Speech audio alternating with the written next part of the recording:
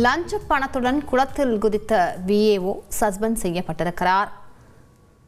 இது பற்றிய முக்கிய செய்தியை நாம் பார்த்து வருகிறோம்.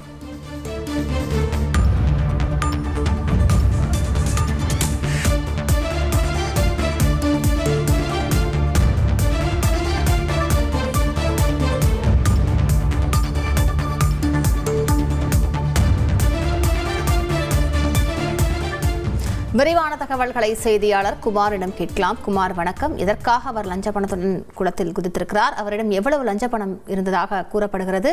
இந்த சம்பவத்தின் முழு பின்னணியும் விவரிங்க குமார். வணக்கம். கோவை ஆலாந்துறை பகுதியைச் சேர்ந்த கிருஷ்ணசாமி என்பவர் விவசாயி. இவர் வாரிசு சான்றிதழ் கோரி இ சேவை மையம் மூலம் விண்ணப்பித்திருந்தார். இது தொடர்பாக அவர் மதுராயபுரம் கிராம நிர்வாக அதிகாரி வெற்றிவேலை சந்தித்து வாரிசு சான்றிதழ் குறித்து கேட்டறிந்தார். அப்பொழுது கிராம நிர்வாக அதிகாரி ரூபாய் 5000 பணம் கொடுத்தால் மட்டுமே வாரிசு சான்றிதழ் வாங்க முடியும் என்றும் தெரிவித்தார். இதையடுத்து கிருஷ்ணசாமியை தனது உறவினர் மூலம் முதற்கட்டமாக ரூபாய் 1000 கொடுத்தார். மீதி தொகையை பின்னர் தருவதாக தெரிவித்தார். இதற்கிடையே வாரிசு சான்றிதழ் வழங்க லஞ்சம் கேட்டது தொடர்பாக விவசாயி கிருஷ்ணசாமி கோவை மாவட்ட லஞ்ச ஒழிப்பு போலீசாருக்கு புகார் அளித்தார். புகாரின் பேரில் கூடுதல் கண்காணிப்பாளர் திவ்யா, ஆய்வாளர் விஜயலட்சுமி உள்ளிட்டோர் அவரிடம் ரசாயனம் தடவிய ரூபாய் நோட்டுகளை வழங்கினார்கள். இந்த நிலையில் கிராம நிர்வாக அதிகாரி வெற்றிவேல் விவசாயி கிருஷ்ணசாமியிடம் தான் புட்டுவிக்கி சாலையில் இருப்பதாகவும் அங்கே வந்து பணத்தை தரும்படியும் கூறினார். இதையடுத்து சம்பவ இடத்திற்கு சென்ற கிருஷ்ணசாமி அவரிடம் லஞ்ச பணம் ரூபாய் 3500 வழங்கினார்.